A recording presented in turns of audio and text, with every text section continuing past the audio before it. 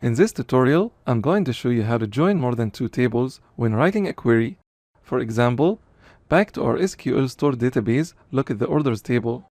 Now, you know how to write a query to join this table with the customers table to return information about the customer who placed each order. But here we also have another column, status, which is similar to the customer ID column.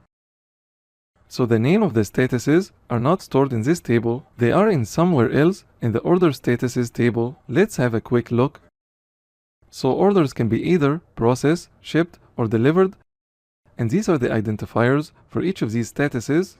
Now back to our orders table. In the status column, we store the order status ID. So now we should write a query to join the orders table with two tables, the customers table and order statuses table.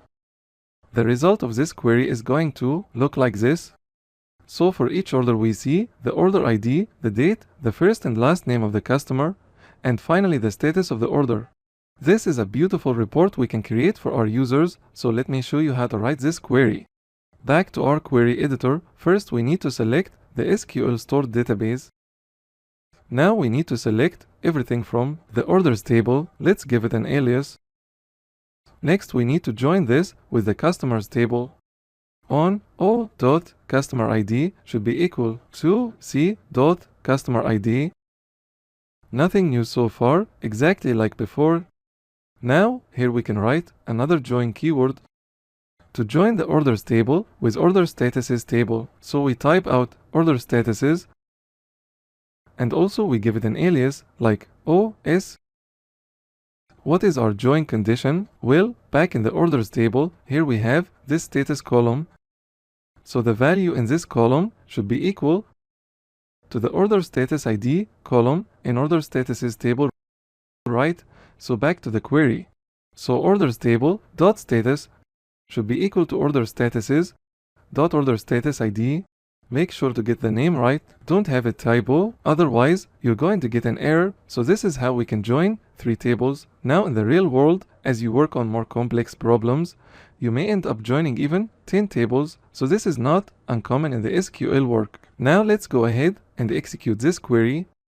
First we get the columns from the orders table, followed by the columns from the customers table, and so on. This result is so complex and hard to extract information from, so let's explicitly select a few columns here. From the orders table, we want to select the order ID column, as well as the order date. Then, from the customers table, we want to select the first name and the last name. And finally, from the order statuses table, we want to select the name column.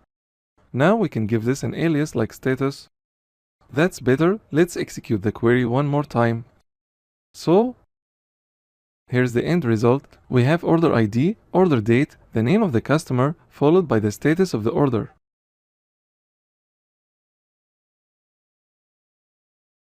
Alright, for your exercise, take a look at this SQL invoicing database. Here we have this table, payments, and these are the payments that each client has made towards a given invoice.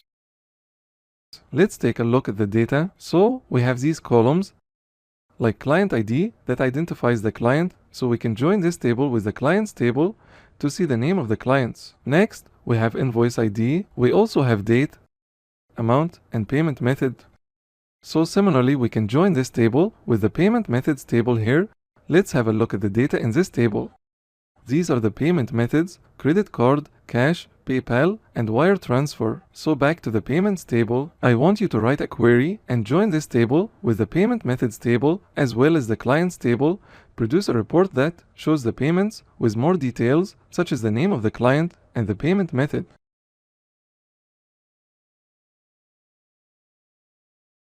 Alright, first we need to use the SQL invoicing database. Now we can select everything from the payments table, which we call P. Next, we need to join this with the clients table, which we call it C. On P.clientID should be equal to C.clientID. Let me double check the column name to make sure I got it right. So back to the payments table, the column is called client ID. We also have a column called payment method that we should join to the payment method ID column of the payment methods table. so back to the query. Once again, we use a join statement here. Join with payment methods, we give it an alias PM on p.payment underline method should be equal to pm.payment method ID. Make sure to type it correctly, otherwise you're going to get an error. So let's go ahead and execute the query. Up to this point, there you go. Finally, let's handpick the columns that make the most sense. So from the payments table, let's select a date, followed by invoice ID. What else do we have here? So we have client ID, invoice ID, date, amount, and payment method. I'm going to pick the amount column from here as well, so back to the query p.amount. Now we need to add information about the client. Let's take a look at this table, clients. So here we have columns like name, address, city, and so on. All we need here is the name column, so back to the query from the clients table, let's select the name column, and finally from the payment method table, let's select what is that column called. It's called name, so back to the query pm.name. So here is the end result. Now we can put these columns in any order that we want. It doesn't really matter. Let's execute the query and make sure everything works. So on this date, for this invoice, we have a payment for this amount by this client using a credit card.